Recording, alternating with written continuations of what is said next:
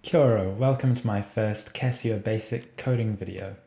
In this video, I'm going to walk you through how to make the game Snake.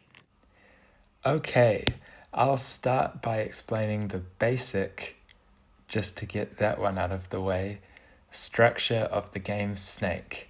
Firstly, everything takes place on a grid, like in an exercise book, and we can refer to each grid square by its x and y coordinates, like that and that.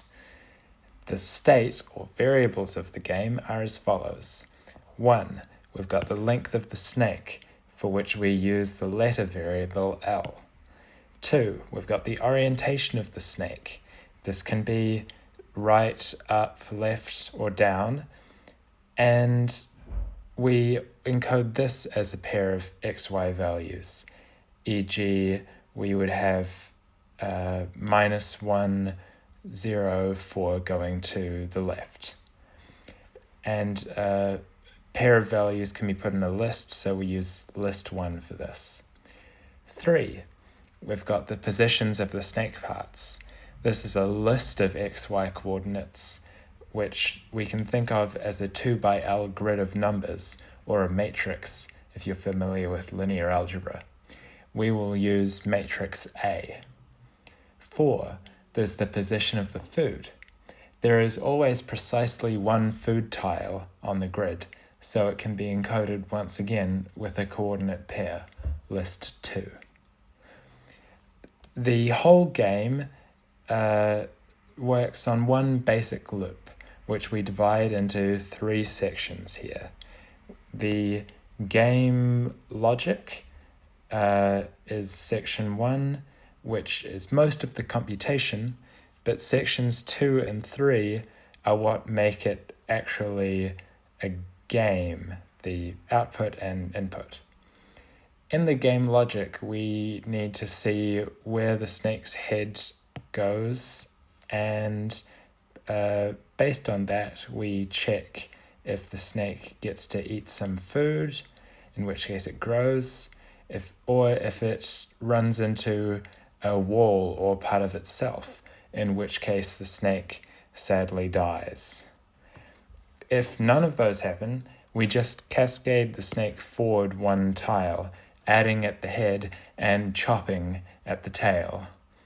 In the output, we just draw the snake and food to their current positions, and in the input, we just change the orientation of the head based on which arrow key is being pressed. So, in actual fact, nothing I've explained so far is really specific to Casio BASIC, but why would you try to use any other programming language ever? I mean, they're so clunky and hard to use. Anyway.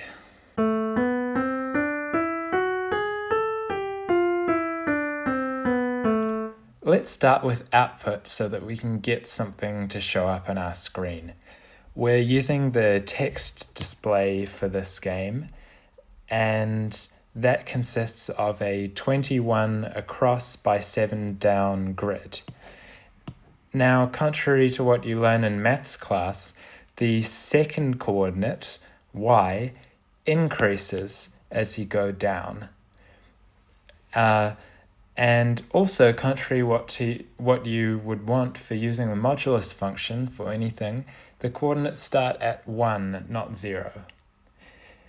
And we use a list with 2 elements to denote a pair of coordinates, which we sometimes will write like a vector, one on top of the other.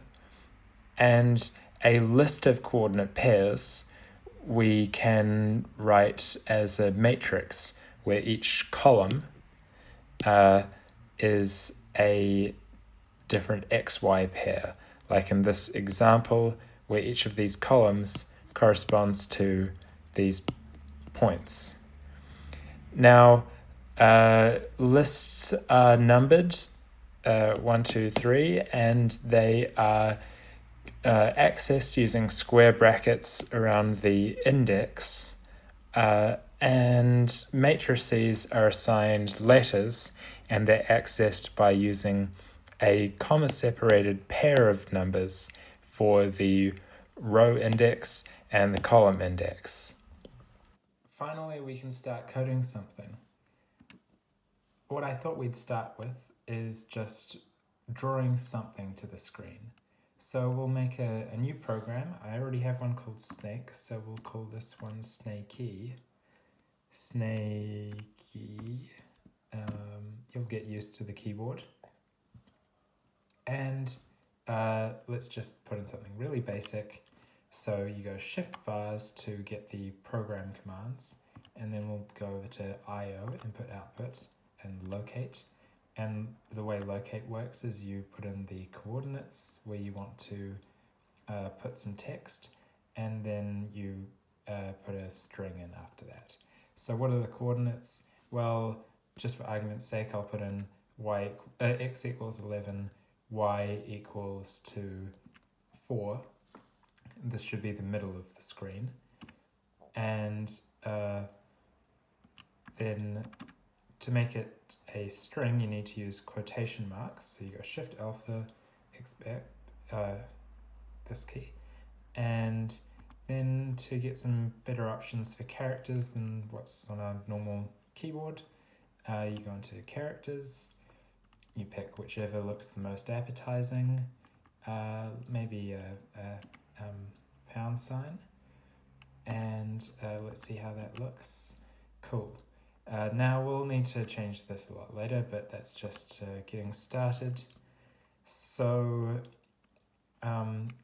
firstly, we're going to use the variable list2 in order to encode where the food is. So let's move things to being that variable first. So we want to, we'll assign something to that variable. So to make a list, we use curly brackets, and I'll put the same things in. It's just going to be our XY coordinates. And maybe I'll move that a bit further along actually. 19 or even 20. And assign that to, you go option, that gives you math things, list2, and that assigns a list. Now to access that list, we replace these numbers with list2 index 1 for the x coordinate, and list2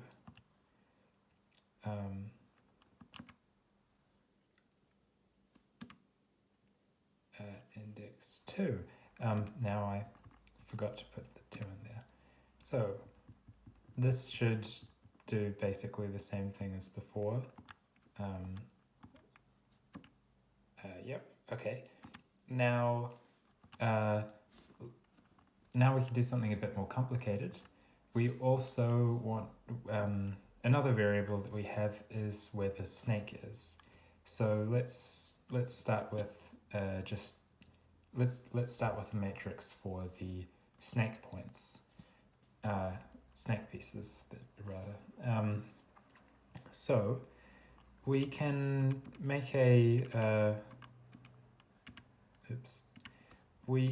matrix by entering the rows like this. So let's just make let's just put 2 points in, and so I'm gonna put in the x coordinates as both being, we'll do them both as, we'll do the x coordinates as 11 and 12. I think that's good. And the y coordinates both being 4. And that gives us a matrix. So we'll assign this to matrix 1. So option mate A. And now to display that, we go back to our locate command, but then because this matrix will have a variable number of columns, it will be changing over time. Let's also make a variable, which we were going to call L, for the length of the snake. I'll put that first. So we've just started with 2, so assign 2 to L. And then to make it so that we could increase the size of this matrix and not need to change the code, we're going to use what's called a for loop. So this is how you code something that says for each blah and blah do blah. So we go into the program menu, com, I'm not sure what com is an abbreviation for, and if you just go 1 over, you get the option for. And what we do is we have an indexing variable. So that is a number which you increase or decrease by 1 for each thing, and that lets you access all of the things in your matrix. So we start with, let's call the indexing variable I, and we want to assign it to be 1 to start with. So that's how we write this. For, we set I equals 1, and then we go 2. What do we want I to go up to? We want it to go up to L, because that's the number of pieces, that's the number of columns in the matrix, is the number of pieces in the snake. The step thing is optional. We don't need to use that because we're stepping up by 1. If we weren't, then we would need to set that. But we'll just use this. And inside this for loop, we will write another locate command. And the coordinates in the locate command is going to depend on I. So I is the index of the point that we want to print. It's the column in the matrix that we want to look at. So we want to access the matrix A. And remember, so we put in the row and then the column. The row is whether it's X or Y. So we want the X coordinate, so we put in 1. And then the column is I, like we were saying before. And we do the same thing. Matrix A, and we want to index it 2, because we want the Y coordinate, and then I, because we want the ith entry. And what do we want to draw? Well, we can, I'll change this later maybe, but I think it would be funny if we used an approximate sign or whatever that, tilde for the snake. Oh, and don't forget the quotation marks. And I don't think that this is actually going to run properly. But let's see. Oh no, it does. Cool, so now we've done that, we can move on.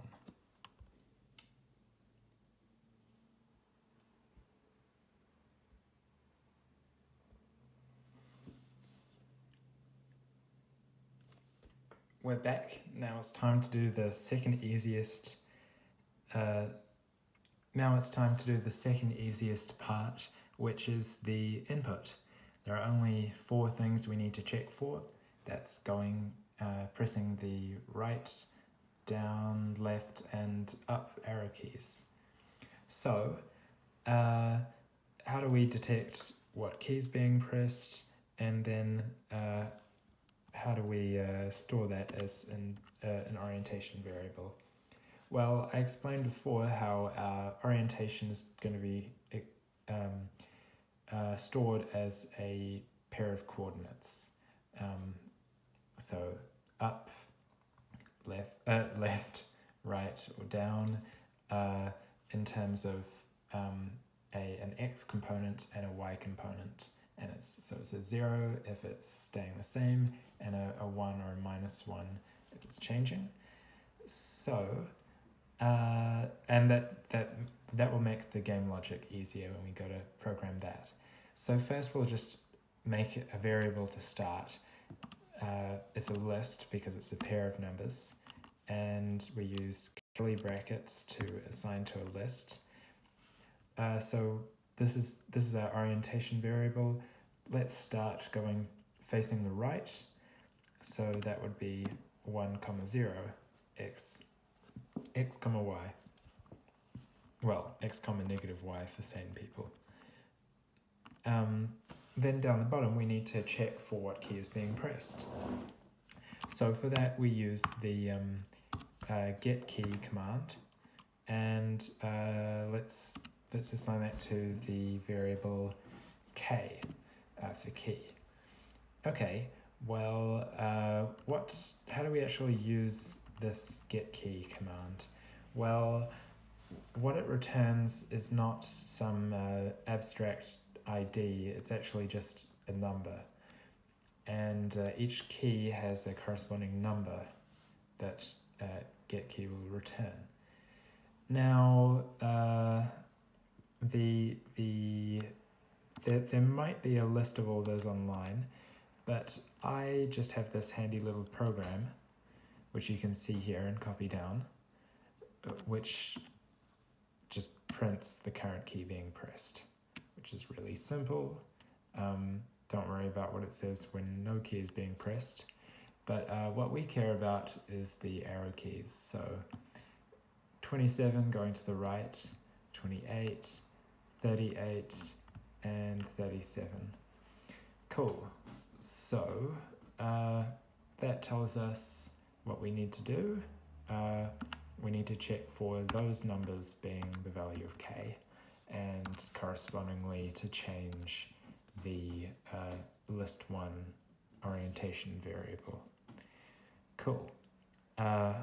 So we'll just use a bunch of if statements for that, and I'll try to make it so that we can use copy paste here so I don't spend ages doing this. And it's k, not a. If k, so you go into rel to use these relations. I think that's what rel is an abbreviation for. If k equals 27, or I'll leave that blank actually so that we can copy paste. If k equals blank, then else. So that's what we're going to copy. We clip and highlight, and then shift paste, shift paste, shift paste, and now we have 4 copies of that same thing. I hope that was 4.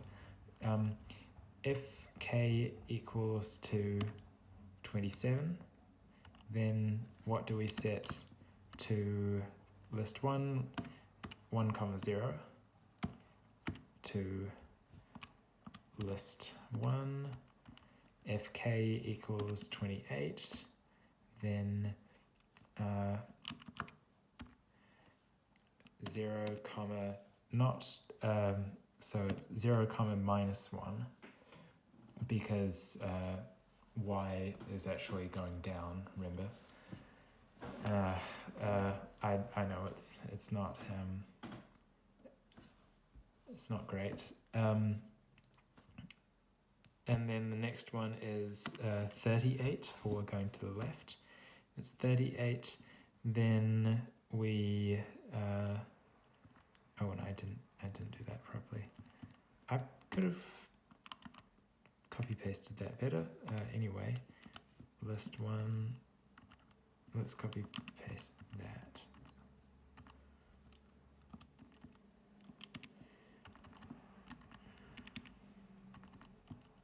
So 38 is going to the left, so it's -1, 0. And if k equals to k equals to 37, then that is going down, and paste. So going down, which is actually up, well, which is positive. I think I put a full stop when I meant to use a comma, but that's fine. And then replace that else at the end with the f end. There was probably a less complicated way to write all of that, sorry about that. But now we are done, except this won't work. Let's test whether it's working by replacing the food with the key code. So this should, if we hold down our arrow keys, it should put that number at the position of the food, but it's not. Why is that? Well, well, it's not looping back to the start, so it may have read what key we were pressing, although we probably didn't press it fast enough. But once it's got that information, it doesn't go and do anything with it. So we need to put this all in a loop. There are a few ways of making loops. We've already seen one, which is a for loop. That's the more complicated type of loop. A while loop is much simpler. It just repeats as long as the condition that you put inside is true. So because we want to keep looping basically over and over no matter what, we could just put in a statement that's always true, like 1 equals 1, that's always true. And that's probably a good thing to start with. We can change that later. And so now we'll see if that's working. Oh, syntax error. Okay. Odd. It's good to debug things live though. It said the syntax error was right at the end. Okay, live debugging. Let's see if we get rid of all of this stuff. Does that fix the syntax error? And then maybe I can figure out the rest off camera. Okay, yep, that fixes that. So why is this causing an error? Maybe it's because there are too many layers of loops inside each other.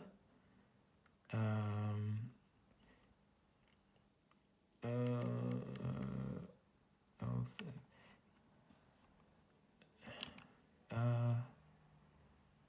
yeah, okay, let's test that. What if we just have one if-then statement? Would that be fine with you, Mr. Casio? Cut.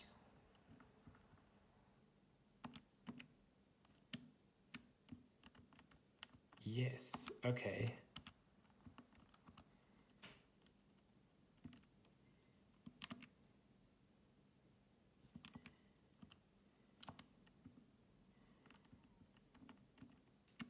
Well, just for simplicity, let's replace all of these else statements with if-then statements. That should be fine. It's, in theory, this is less efficient, but for some reason, I'm guessing we were just too many layers in the stack. It didn't like that, I think. That's my assumption. Hopefully this should work. I'm saying this as if it's already worked. Oh, it is working, okay. Okay, sounds good. That seems to be all correct. And cool. Okay, that's that section done.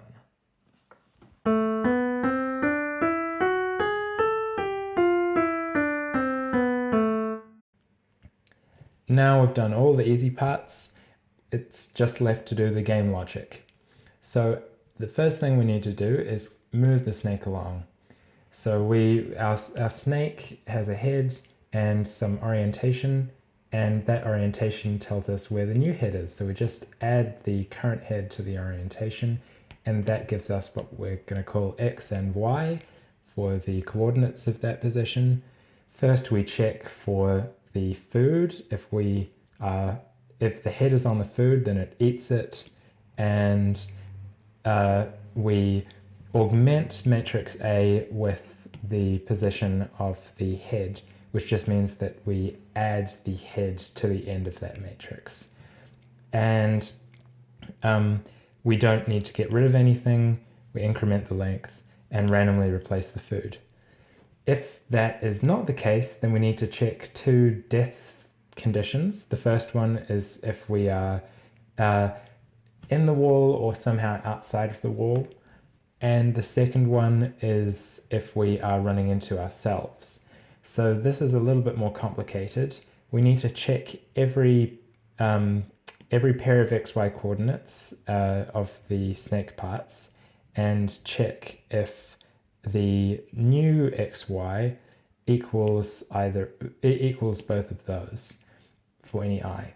But we don't want to look at the thing at position 1 because that is going to get chopped off.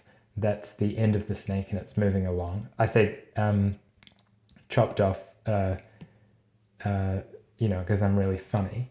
And L-1 is because we don't actually need to check the current head of the snake, because the current head never equals the new head because the orientation is never 0.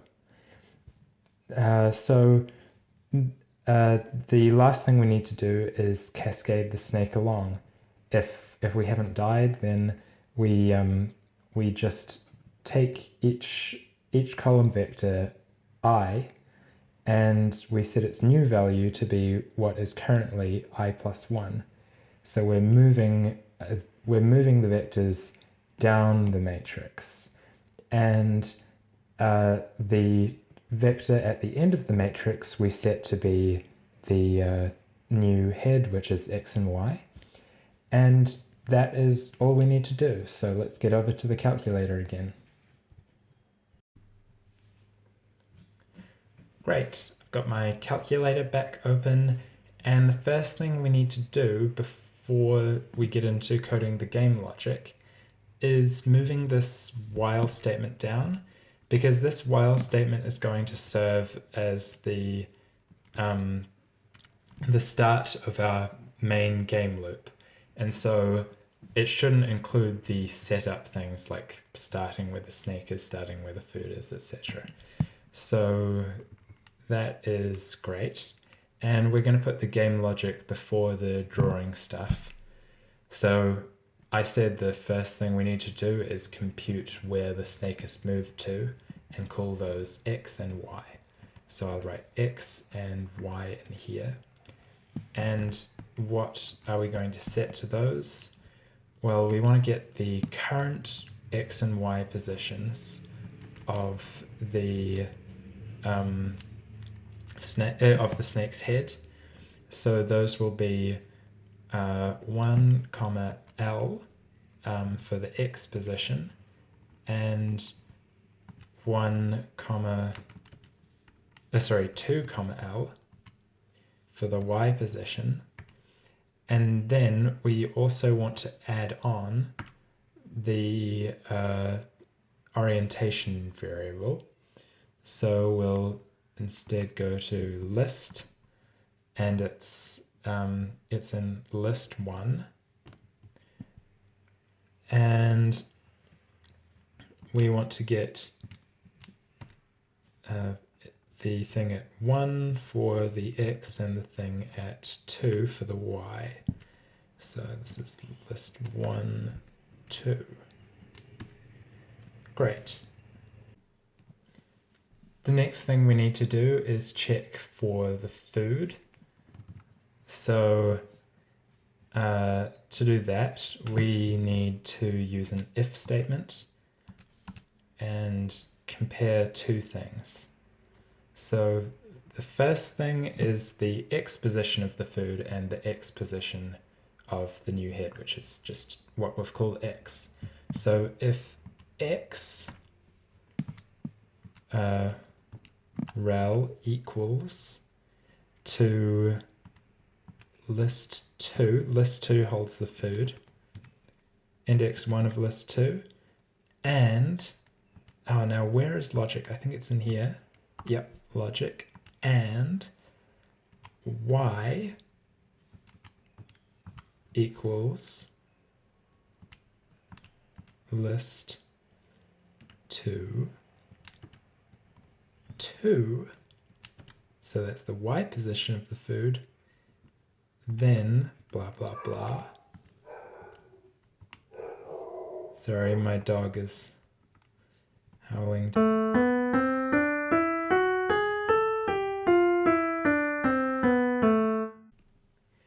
In here we want to put the code for growing the snake and replacing the food.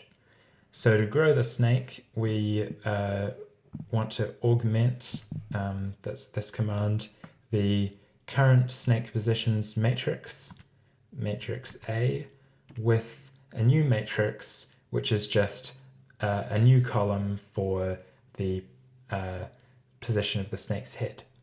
So I think this will work if we just put in square brackets to explicitly state this matrix with x there and y there. If that doesn't work, we might want to separate this out.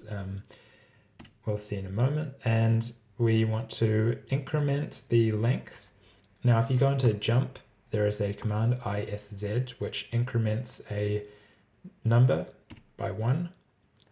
Increment means increase by 1. And then the last thing we need to do is the hard part, which is we need to change the location of the food using using some random numbers. So let's use A and B as random numbers for the x and y position of the where we're putting the food. And if you go into probability and do random int, this is a function that takes in two variables, which are the lower and upper bounds for an integer, and it randomly picks an integer between those two. So if A is the x, then something between 1 and 21, and B is y, so we want a random integer between 1 and 7. I feel like I explained that really poorly, but probably just seeing it written out, it should make sense. And then we want to set list 2 as the food position. So we want to set this as A, comma, B. Now, what's the next thing we need to do? So instead of an if end here, we actually want a else statement. And this is the first else statement, which is where we'll check if you are colliding with the wall. So if x, and we're going to need to use these a lot, if x is less than 1, or let's write these out and then put the logic in between. X greater than 21, or y is less than 1, or y is great, that's not a y. Y is greater than 7, and then logic, so use or between these conditions, because if any of them are true, then you're running into a wall. If any of those are true, then blah blah blah, and we'll have an else and an if end. Cool. So if that is true, then you need to die. So we'll use a go to statement, jump, go to, and we haven't used any yet, but I'll just put it as 2 because we might want to use 1 for the start. And then I'll put a label down at the bottom for death. So label 2, and we can make this nicer later, but I'll just write you died. You space DIED, and we'll use the triangle symbol to make it so that it's just that showing up. Great. Now, if that's not the case, awesome. You're not dead yet, but you could still. Everyone dies eventually. So the next condition we need to check is we need to go through all of the snake parts to check if we're colliding with them. So we'll use a loop. It's a for loop, and we want to start the for loop with start at 1 and go all the way up to L minus 1, and we don't need to specify the step because the step is 1 and that's the default. So we put next there, and for each of these we use a conditional.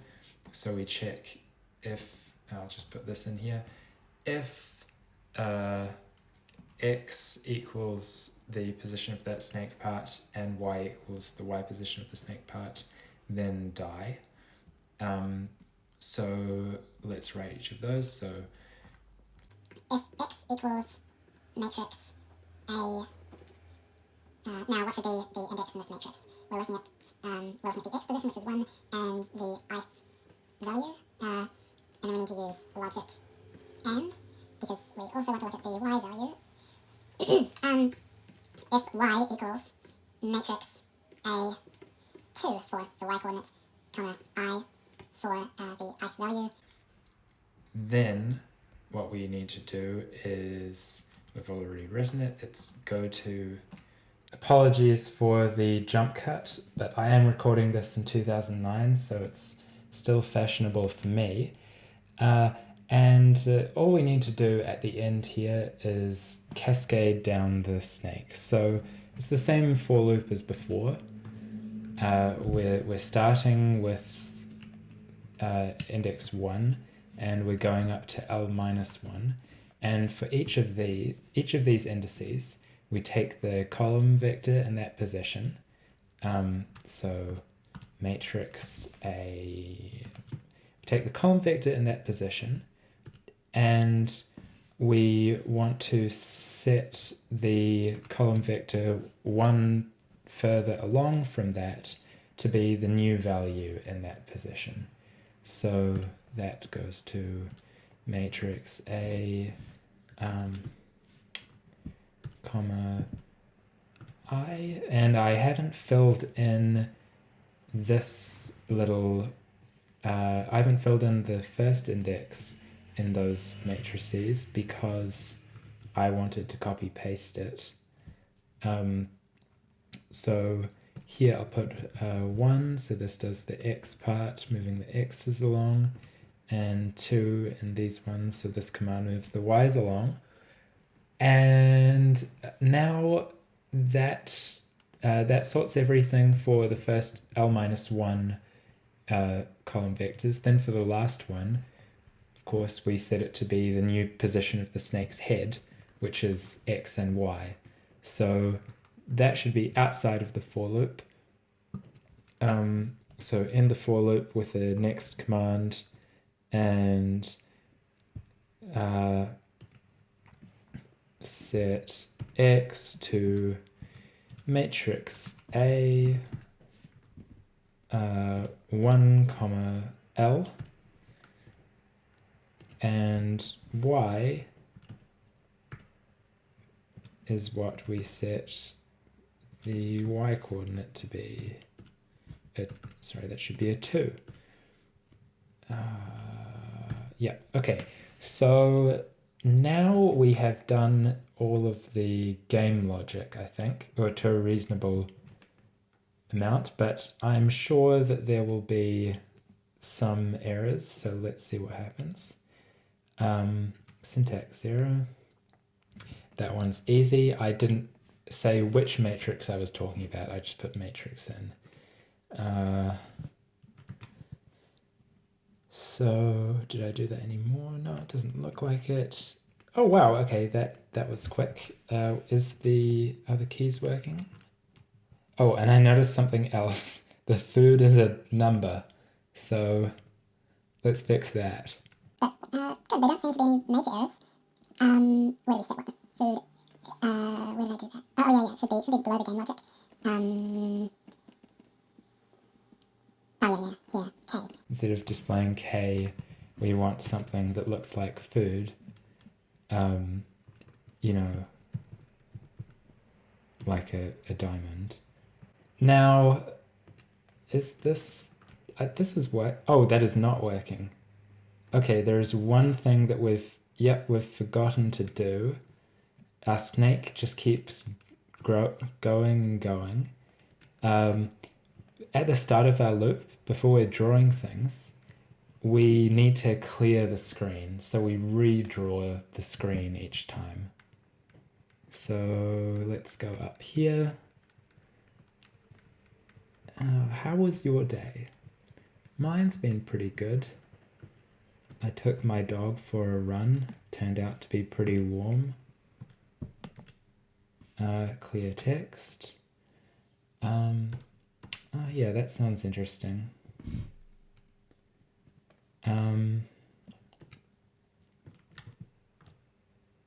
Okay.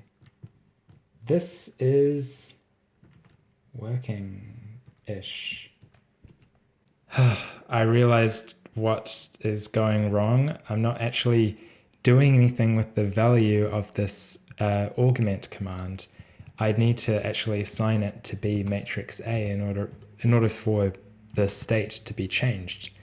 So all I need to do is use that assignment arrow, and everything should be working now. Yep. So this is how the game is supposed to work. It is a bit blurry, and you could slow it down to change that, but besides that, there's not really much you can do that I know of.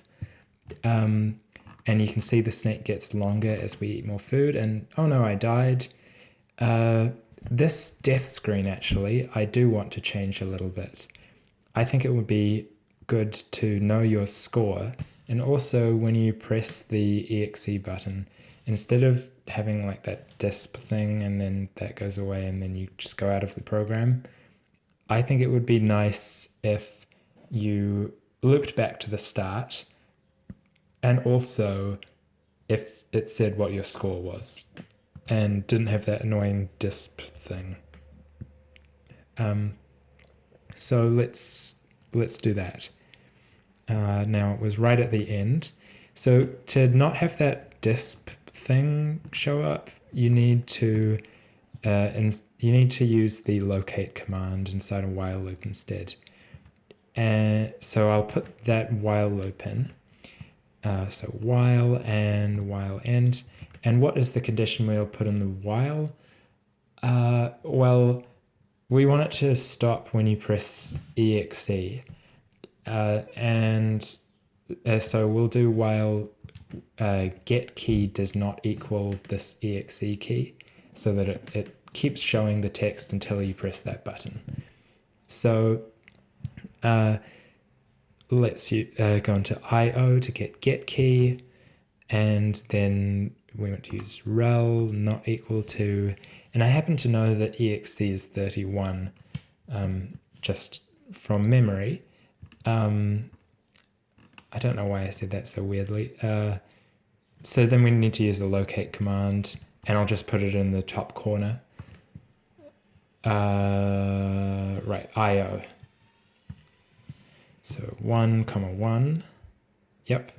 And now this should work. And when we go out of this loop, we want to go back to the start so that you can keep playing. So I'll say go to 1. I haven't defined label 1, but you can guess where I'm going to put label 1. It's just before setup because we want to set things up again. So up here, label 1, and let's see how that works. You died. Oh, I forgot to do the score thing, but the playing again is working. So the score, thankfully, we already calculated it. That is just the length of the snake. So I'll put a colon there and then just count across how many characters this is, so we can then just locate the score after that. We could concatenate the strings, but this should be easier. So it's 1, 1, 2, 3, 4, 5, 6, 7, 8, 9. Right, so use another locate command, and the x coordinate should be 10, and that will work fine. Actually, let's do 11, so there's a little space.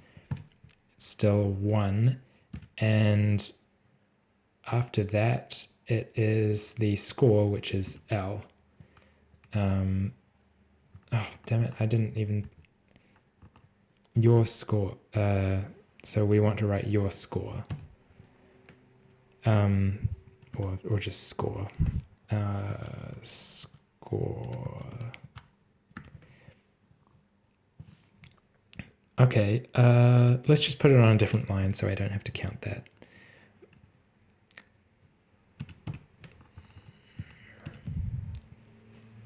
How does that work? Your score, 3. Okay, that seems to be working. Hi, it's much later, but I realized a couple of fixes and improvements that I could make. The first thing is very simple. It would just be good to put a clear text command in the setup right at the start. The second thing is quite subtle, but I did write it in the plan, I just didn't do it here. So when we are checking for self-collisions, we should start at index 2 because index 1 is getting chopped off, so it's fine if the snake moves into that position. And the other thing, which makes a real difference, is so you've got this annoying blur effect. That's because we are clearing the screen every iteration of the loop. It would be better if we didn't clear the whole screen and just cleared the piece of the snake that we need to get rid of, and also clear the food from when we get rid of that. So let's do both of those. First, when we place a new piece of food, we want to cover over where the food was before. So actually that should be fine because the snake goes over the top of it, so we don't need to do that one. But we should cover over the tail of the snake when it moves. I've gone too far down. So that will be right before here. If we put in a locate command, and the place that we are interested in is the first column, so matrix A.